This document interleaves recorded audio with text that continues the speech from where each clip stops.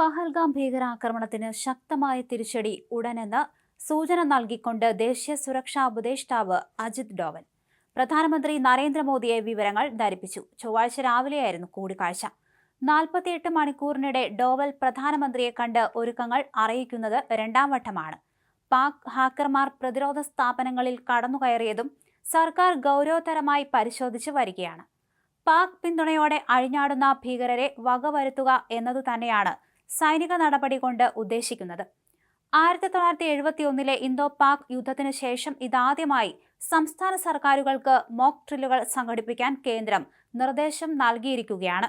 പ്രത്യാക്രമണം ഉണ്ടായാൽ പൗരന്മാരുടെ ഫലപ്രദമായ പ്രതിരോധം സജ്ജമാക്കുകയാണ് ലക്ഷ്യം. പ്രതിരോധ മന്ത്രി രാജ്നാഥ് സിംഗ്, ഡോവൽ, സംയുക്ത സേനാ മേധാവി അനിൽ ചൗഹാൻ, കര നാവിക വ്യോമസേനാ മേധാവിമാർ എന്നിവരുടെ നിരവധി ഉന്നതതല യോഗങ്ങൾ മോദി വിളിച്ചു ചേർത്തിരുന്നു. ഇതോടെ ലഷ്കർ-ഇ-തോയ്ബയ്ക്കെതിരെ സൈനിക നടപടി ഉണ്ടാകുമെന്നാണ് പുറത്തുവരുന്ന സൂചനകളിൽ പറയുന്നുണ്ട്. സൈനിക തിരിച്ചടി ഏതു വിധം വേണമെന്ന് തീരുമാനിക്കാൻ സൈന്യത്തിന് പ്രധാനമന്ത്രി പൂർണ്ണ സ്വാതന്ത്ര്യം കഴിഞ്ഞ ആഴ്ച നൽകിയിരുന്നു. ബുധനാഴ്ച എല്ലാ സംസ്ഥാനങ്ങളിലും കേന്ദ്രഭരണ പ്രദേശങ്ങളിലും മോക്ക് ഡ്രില്ലുകൾ സംഘടിപ്പിക്കാൻ കേന്ദ്ര സർക്കാർ നിർദ്ദേശം നൽകിയിരിക്കുകയാണ്. അതിർത്തി മേഖലകളും തന്ത്രപ്രധാന കേന്ദ്രങ്ങളും അടക്കം 259 ഇടങ്ങളിൽ നാളെ മോക്ക് ഡ്രിൽ നടത്തും. കേരളത്തിൽ കൊച്ചിയിലും തിരുവനന്തപുരത്തുമാണ് മോക്ക് ഡ്രിൽ സംഘടിപ്പിക്കുക. മെട്രോകൾ, ആണവ നിലയങ്ങൾ, തുറമുഖങ്ങൾ അടക്കം 259 ഇടങ്ങളെ 3 വിഭാഗങ്ങളായി തിരിച്ച് നാളെ മോക്ക് ഡ്രിൽ നടത്തും. ഇതിനായി ആഭ്യന്തര സെക്രട്ടറി വിളിച്ച യോഗത്തിൽ ചീഫ് സെക്രട്ടറിമാരും സിവിൽ ഡിഫൻസ് മേധാവികളും പങ്കെടുത്തു. ജനങ്ങളെ ഒഴിപ്പിക്കുന്നതടക്കമുള്ള കാര്യങ്ങൾ ചർച്ച ചെയ്തു.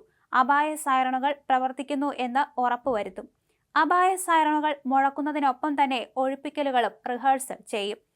ഇന്ത്യൻ വ്യോമസേനയുടെ റേഡിയോ ഹോട്ട്ലൈൻ ലിങ്കുകളും കൺട്രോൾ റൂമുകളും ഷാഡോ കൺട്രോൾ റൂമുകളും പ്രവർത്തന സജ്ജമാക്കുക എന്നതാണ് ഉദ്ദേശിക്കുന്നത്. വില്ലേജ് തലം വരെയാണ് മോക്ക് ഡ്രില്ലുകൾ ആസൂത്രണം ചെയ്തിരിക്കുന്നത്. Civil defence വാർഡർമാർ, വോളണ്ടിയർമാർ, home ഗാർഡുകൾ, NCC, NSS, Nehru യുവകേന്ദ്ര സംഘാടകർ, സ്കൂൾ കോളേജ് വിദ്യാർത്ഥികൾ എന്നിവരും മോക്ക് ഡ്രില്ലുകളിൽ പങ്കെടുക്കും. ആകാശമാർഗമുള്ള ആക്രമണം തടയാൻ എയർ സൈറൺ, ജനങ്ങളെ അടിയന്തരമായി ഒഴിപ്പിക്കാനും താമസിപ്പിക്കാനുമുള്ള സൗകര്യം, രാത്രി വിളക്കണച്ച് ബ്ലാക്ക് ഔട്ട് ഡ്രിൽ തുടങ്ങി 10 നിർദ്ദേശങ്ങളാണ് കേന്ദ്രം സംസ്ഥാനങ്ങൾക്ക് നൽകിയത്. കാർഗിൽ യുദ്ധകാലത്ത് പോലും ഇത്രയും വിപുലമായ തയ്യാറെടുപ്പിന് കേരളം ഉണ്ടായിരുന്നില്ല.